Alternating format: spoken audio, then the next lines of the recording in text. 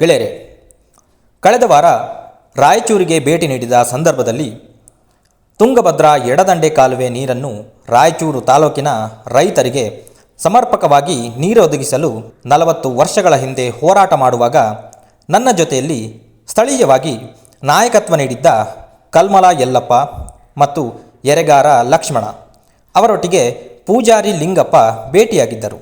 ತುಂಬ ಖುಷಿಯಾಯಿತು. ರೈತರ ಕಷ್ಟ ಸುಖಗಳ ಕುರಿತು ಚರ್ಚೆ ನಡೆಯಿತು.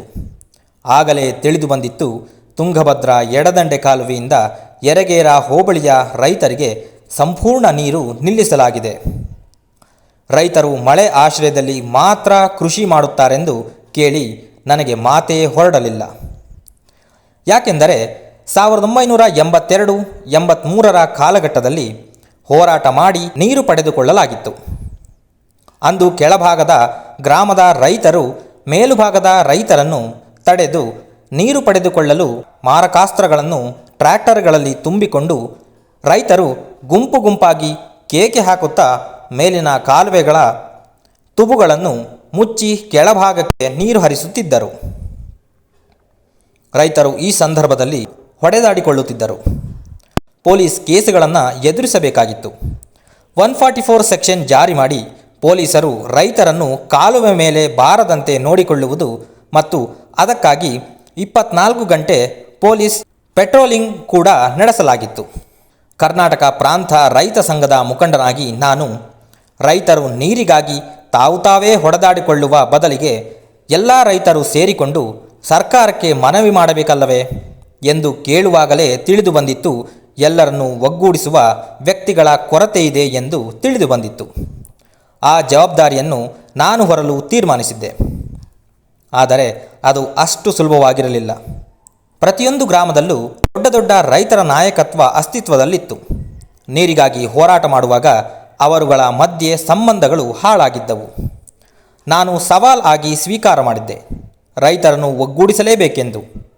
ಹಳ್ಳಿಯಿಂದ ಹಳ್ಳಿಗೆ ಪಾದಯಾತ್ರೆ ಮೂಲಕ ರೈತರನ್ನು ಭೇಟಿ ಮಾಡಲು ಪ್ರಾರಂಭ ಮಾಡಿದ್ದೆ. ಆಶ್ಚರ್ಯವೇನೆಂದರೆ ರೈತರು ತುಂಬು ಹೃದಯದಿಂದ ನನ್ನನ್ನು ಸ್ವಾಗತಿಸಿದರು. ರೈತರಿಗೆ ನೀವು ಹೋರಾಟ ಮಾಡುವುದಾದಲ್ಲಿ ನಾವು ನಿಮ್ಮ ಜೊತೆ ಸೇರಿ ಪ್ರಮಾಣ ಮಾಡಿದ್ದರು. ಅದರಂತೆ ನಡೆದುಕೊಂಡಿದ್ದರೂ ಕೂಡ. ಮುಂದಿನ ಗ್ರಾಮಕ್ಕೆ ಟ್ರ್ಯಾಕ್ಟರ್ ಮುಖಾಂತರ ಹೋಗಿ ಸಭೆ ನಡೆಯಿತು. ಅಲ್ಲಿಂದ ಆ ಗ್ರಾಮದ ಟ್ರ್ಯಾಕ್ಟರ್ ಮುಖಾಂತರ ಮುಂದಿನ ಗ್ರಾಮಕ್ಕೆ ಹೋಗಿ ಸಭೆ ನಡೆಯಿತು. ಹೀಗೆ ಪ್ರಾರಂಭವಾದ ಕಾಲುವೆ ತುದಿಯ ರೈತರ ಹೋರಾಟ ದೊಡ್ಡ ಪ್ರಮಾಣದಲ್ಲಿ ಬೆಳೆದು ರೈತರ ಭೂಮಿಗೆ ನೀರು ಸರಬರಾಜು ಮಾಡುವಲ್ಲಿ ಯಶಸ್ವಿಯಾಯಿತು.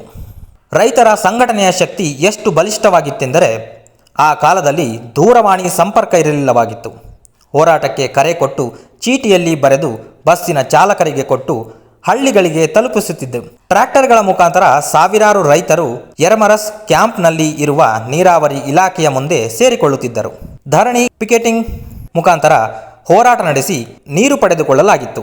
ಹೋರಾಟದ ತೀವ್ರತೆ ಎಷ್ಟು ಬಲಿಷ್ಠವಾಗಿತ್ತೆಂದರೆ ಒಂದು ಬಾರಿ ಟ್ರ್ಯಾಕ್ಟರ್ಗಳ ಬೃಹತ್ ಜಾಥಾದ ಮುಖಾಂತರ ಮುನಿರಾಬಾದ್ ಚೀಫ್ ಇಂಜಿನಿಯರ್ ಕಚೇರಿಗೆ ಮುತ್ತಿಗೆ ಹಾಕಿ ಚೆನ್ನಾಗಿ ನೀರು ಸರಬರಾಜು ಮಾಡುವಲ್ಲಿ ಯಶಸ್ವಿಯಾಗಿದ್ದೆವು. ಮತ್ತೊಂದು ಬಾರಿ ಯರಮರಸ್ ಕಚೇರಿಗೆ ಮುತ್ತಿಗೆ ಹಾಕಿ ನೌಕರರನ್ನು ಹೊರಬಿಡದಂತೆ ತಡೆಯಲಾಗಿತ್ತು.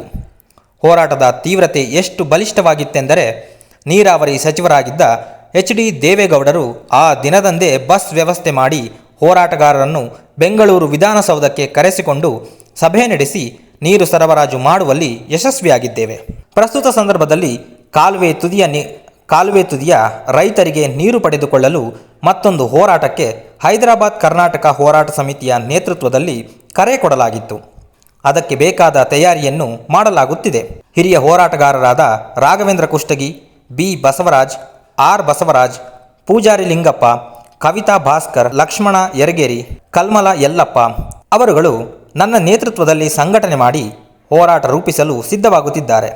ಮುಂದಿನ ಸಂಚಿಕೆಯಲ್ಲಿ ಅಂದಿನ ಹೋರಾಟಗಾರರ ಹೆಸರು ಮತ್ತು ಅವರ ಪಾತ್ರಗಳ ಕುರಿತು ವಿವರವನ್ನು ಹಂಚಿಕೊಳ್ಳಲಾಗುವುದು.